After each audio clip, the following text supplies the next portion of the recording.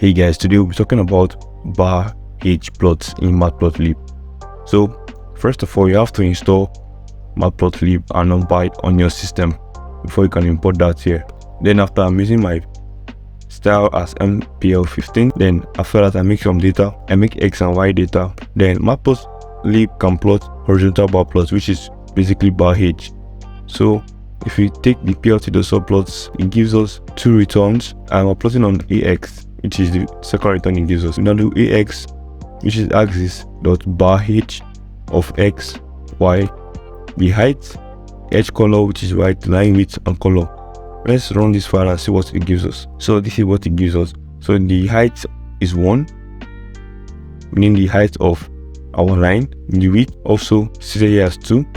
Edge colors are white. Edge colors of the spaces in between the bars, you can change it here to black and it turns black.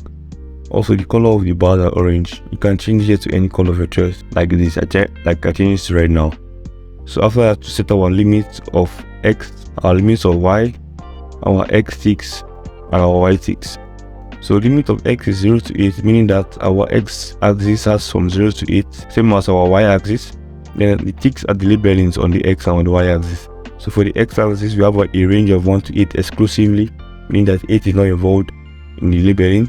So we have from 1 to 7, same as our Y axis, 1 to 7 is exclusive because of the MP range. That's it for today, guys.